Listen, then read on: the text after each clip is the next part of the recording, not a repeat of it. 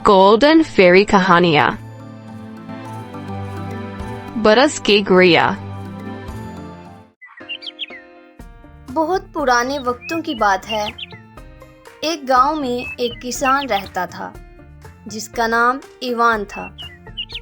Ivan और उसकी पत्नी दोनों एक छोटे से घर में मोहब्बत से रहते थे। उनकी जिंदगी बहुत सुकून से गुजर रही थी। बस मन में एक अधूरी सी ख्वाहिश थी, काश उनके भी एक औलाद होती। हर शाम जब गली में बच्चों की हंसी गूंजती तो इवान और उसकी पत्नी दरवाजे पर आकर चुपचाप देखते रहती। फिर एक दूसरे की तरफ देखकर कहते, काश हमारे घर में भी कोई नन्ही सी जान होती जिसकी हंसी हमारे दिल को बहला देती। एक दिन खूब बर्फबारी पड़ी, इतने के लोग घुटनों तक बर्फ में दंस गए। जब बर्फबारी रुकी तो बच्चे बाहर आकर खेलने लगे। इवान और उसकी पत्नी खिड़की से बच्चों को देख रहे थे।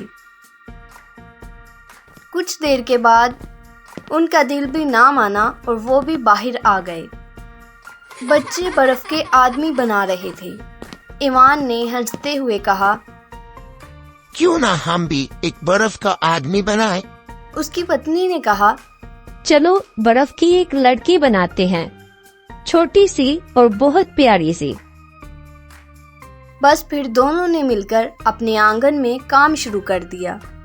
बारीक हाथ, छोटी टांगे और गोल सा चेहरा, बड़े ध्यान से बर्फ से एक नन्ही सी लड़की बनाई जिसकी आंखें, होंठ, नाक भी बड़े प्यार से बनाए।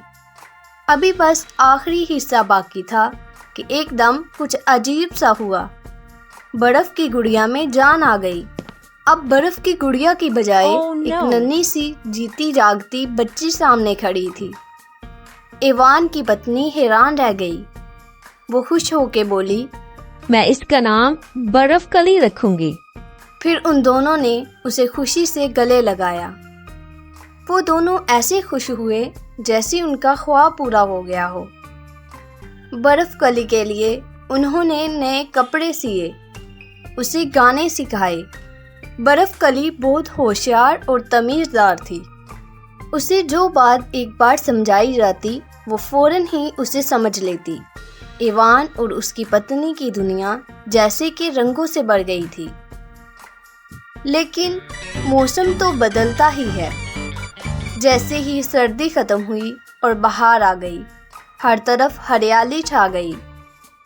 परिंदे चहचहाने लगे और गांव की लड़कियां खुशी से नाचने लगी। लेकिन दूसरी तरफ बर्फ कली चुप चुप रहने लगी। जैसे ही मौसम तब्दील होता गया, बर्फ कली और ज्यादा उदास होने लगी। वो बस खिड़की के पास बैठती, बाहर देखती, लेकिन बाहर जाने का दिल नहीं करता।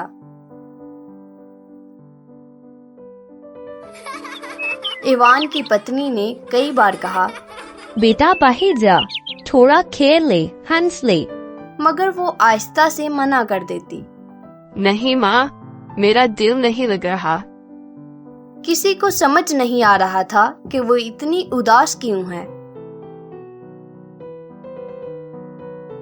वो सिर्फ उसी वक्त खुश होती जबकि सर्दी का मौसम होता और बहुत ज्यादा बर्फबारी होती। इसी तरह कुछ दिनों के बाद गांव में साल का सबसे बड़ा त्योहार आ गया। सब लड़कियां जंगल जा रही थी। वो सब गाने गाती, नाचती और खुशियां मनाती। गांव की सब लड़कियां बर्फ कली को लेने भी आई। वो हिचकिचाई, लेकिन उसकी माँ ने कहा, जाओ बेटा, थोड़ा दिल बहला लो, तुझे कुछ नहीं होगा, तेरे साथ सब हैं। माँ ने जाते हुए बर्फ कली को गले लगाया और लड़कियों से कहा, मेरी बेटी का बहुत ख्याल रखना, ये मेरे दिल का टुकड़ा है। इसके बाद वो सब लोग जंगल में चले गए।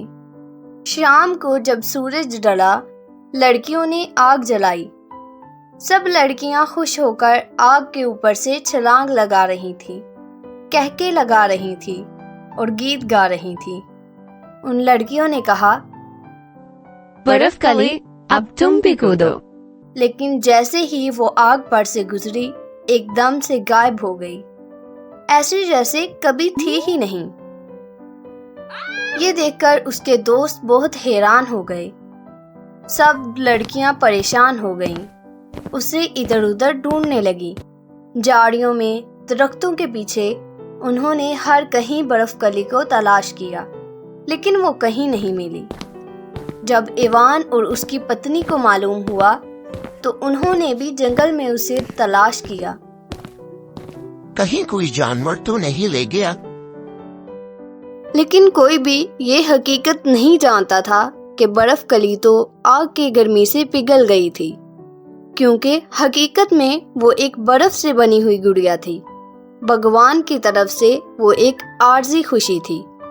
ये कहानी हमें ये पैगाम देती है, जिंदगी में कुछ चीजें बहुत प्यारी होती हैं, लेकिन हमेशा के लिए नहीं मिलती, चाहे हम जितना भी दिल से क्यों ना चाहें।